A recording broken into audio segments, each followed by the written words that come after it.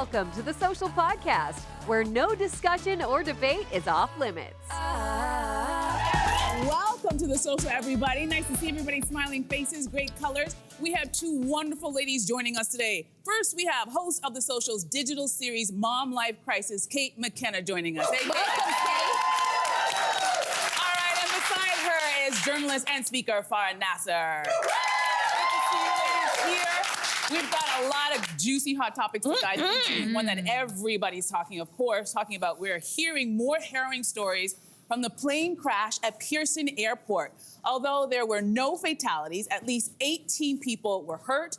The plane had been traveling from Minneapolis to Toronto with 76 passengers on board when it crash landed and flipped over.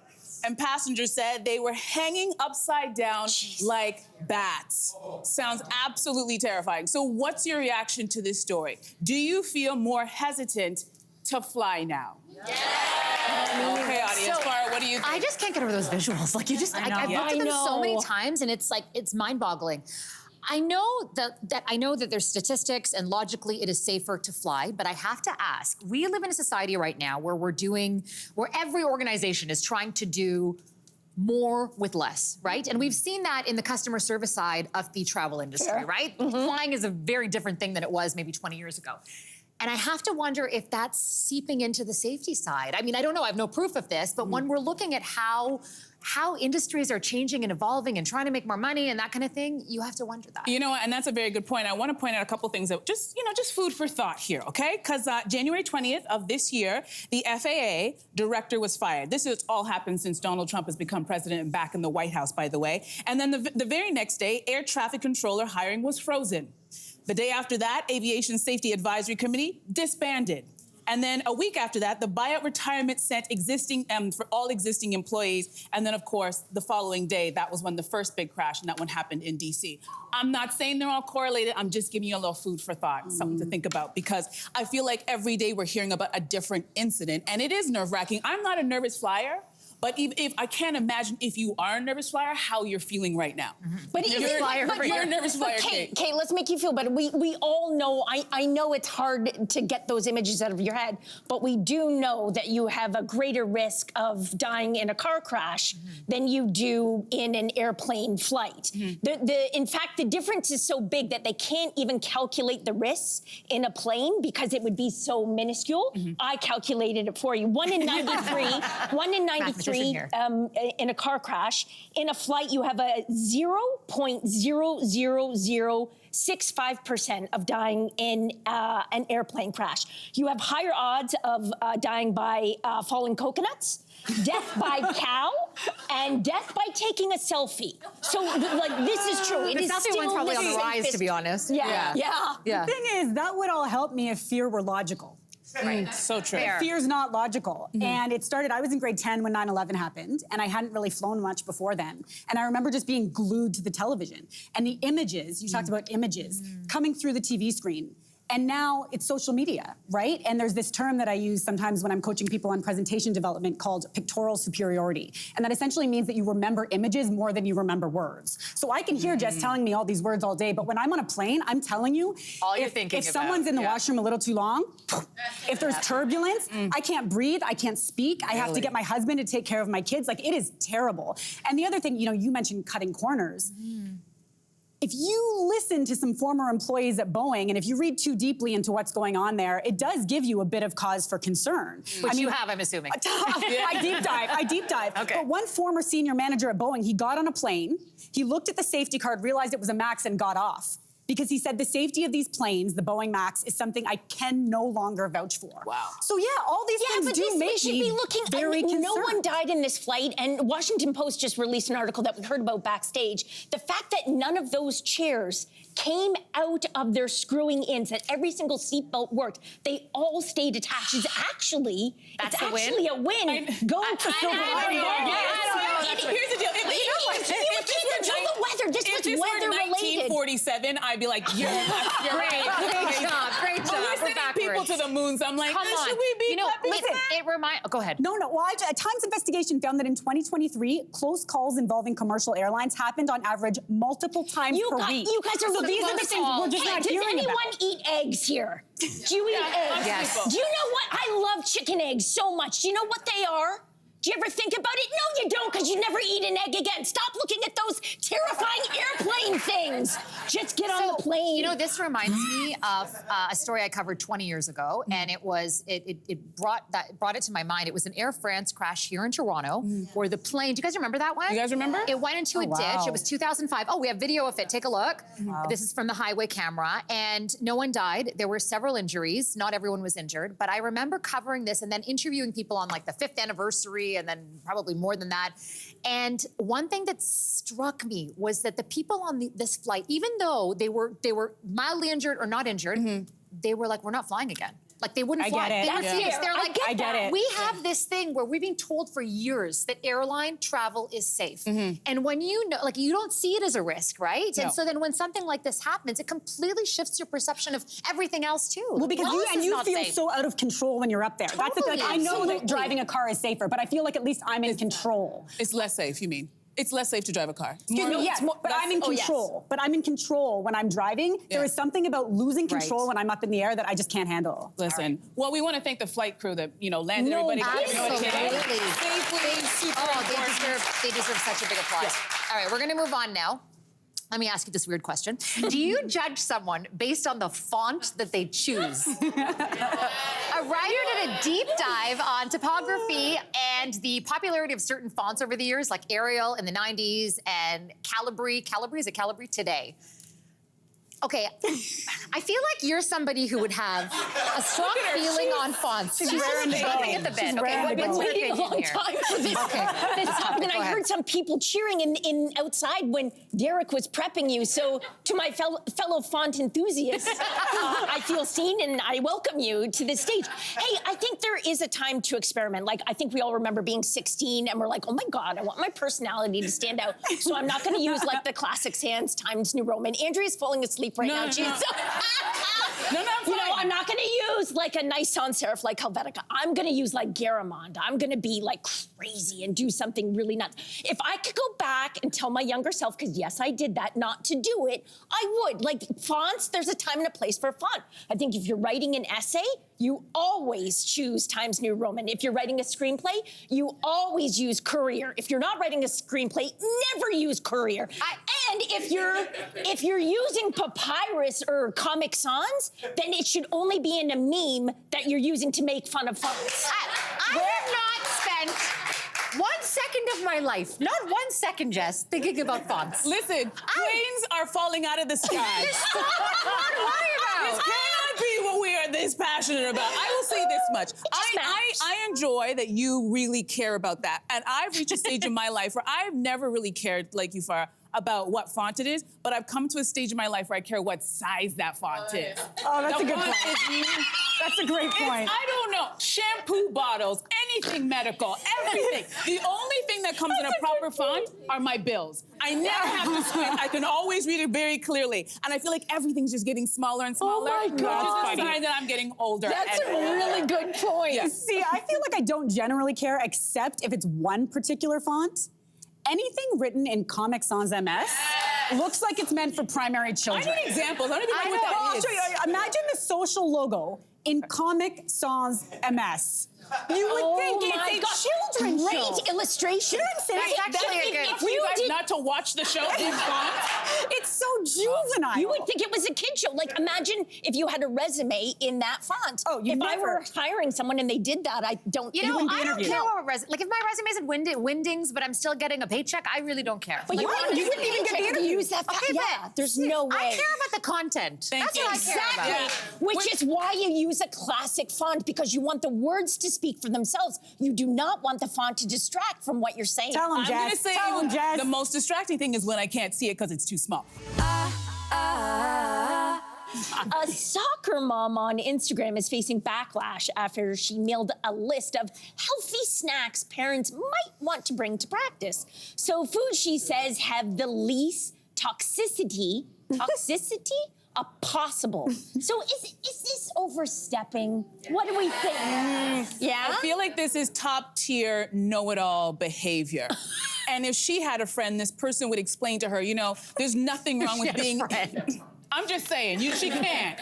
If she had a really good friend, she's like, that friend would say, there's a difference between being intelligent and being arrogant. It is arrogant for you to talk to parents like they don't know how to feed their own children. And if you had a proper EQ and weren't so worried about your IQ, you would have presented that differently by saying, hey, parents, I know everybody's super busy. I'm gonna elect myself to bring in all the snacks. Here's the list of snacks that I was thinking they're all healthy. If you like them, if you don't like them, let me know, and then we can go from there. Or she could have just taken, you know, door B, which is just be quiet, shut your mouth, and don't tell people how to feed their kids. Yeah. She's rubbed everybody the wrong way, but I know her intention was good, probably, but she just needed a friend to Kate, tell her. we both played soccer when we were younger. You probably still play because you're so young and so fresh. But like, whatever happened to the orange slices? You just had that. That was it. That was the only snack. It was just orange slices. I didn't know that there were. They've evolved. This seems like a lot of pressure. This wasn't even a game. It was a practice. It's just too much. Reminds me of that Allen Iverson quote about practice for anyone who knows. We're talking about practice? Not Listen, practice. I feel like we should just give this woman the benefit of the doubt. Go Listen, on. She's trying to suggest healthy options. She's done the legwork for you. So Fair. she's laying it out. You don't have to participate. She's gonna bring a backup snack for her kid, and her kid is gluten-free. And again, I'm gonna give her the benefit of the doubt, Jess Allen, because I can see your eyes rolled out of your head, and say that like it's an actual digestive issue for this child. Is it though? So then you I mean, why are you assuming it worry wouldn't about her be? own I'm kid? assuming it's not. I'm assuming this young Noah is his name, 4 years old. I'm gonna be harsh. I don't think he's celiac. Why? I think because of everything else about the mother. She is got a cookbook coming out, which she let all those parents know. Buy my cookbook. And because of the nature of all the snacks, like she wants nothing like any dyes or ingredients wants it killed by that a you spear. can't read. Yeah. So I'm assuming that Noah, who is 4 and is gluten-free, that's like, I'm sorry, that's the funniest and most tragic sentence I've ever heard in my life. A 4-year-old. You can't be gluten-free. But you know what? Gluten-free? Listen. If I was a former country granola mom when my kids were little, okay, and I would like non-GMO, unicorn blessed snacks. I love that stuff, right? But I would never have enforced that on other parents who were busy and doing their own thing. I would lead by example. I would bring the snacks. I wouldn't make them, but I'd buy healthier snacks. Yeah. But like, this is food dictatorship. Like, come on, you can't don't have like a list and expect other people to go buy it. But again, you can opt out. I think if you have an aversion to this, and trust, I did it first too, you need to do some like, let's look inside and soul search. And it's probably from a place of defensiveness because you realize you're not feeding your kid that well. I aspire to feed my kid that well. We're making big assumptions here. Maybe the people are feeding their kids well, and they're like, excuse me, ma'am, I don't need you to have the audacity for you to tell me how to feed my kid. What's next? You're gonna tell me how my kid should play soccer and how I should discipline my child and how I should wash their clothes? Like, this is a slippery slope of her telling you what to do. Can we not forget, they are just trying to teach them how to like kick the ball without falling over. This is not the Olympics. Yeah. That's another good point. And do you know what, Kate? I will concede that if this were like a gaming practice, like where everyone just sat around on the couch, 10 4-year-olds, and where they were video gaming for 3 hours, I could understand, the need for maybe a healthier snack then. But these kids, they're burning energy. They have a calorie deficit. Let them have a chip or just an orange slice. Make it simple. I'm glad we're all aligned. I'm glad we're all aligned. Who the pushy moms are and who the non-pushy people are. Yeah, who are moms? The two non-moms. Who know? This is who we want to hear from. That's right. But actually, listen, speaking of mums, to some news mums will or might appreciate, Marie Claire magazine has declared that dark circles have never looked sexier. And it's thanks to runway models showing up in New York Fashion Week without concealer. Is this sexy? I, for one, friends, I am thrilled about this. May I just say, all the South Asian moms who are listening to this are gonna agree with me because genetically we are predisposed to these dark circles. And move over Kim K because I am gonna be the new it girl. Hey. Like my dark circles go all the way down here. You cannot see them right now. But I think to me, what's more exciting about this trend is it's showing off our imperfections, right? Like it's showing that we don't have to be all perfect. That I have like way too much in my life going on that, like, I'm not worried about having concealer on. It's a power move. I'm into this too.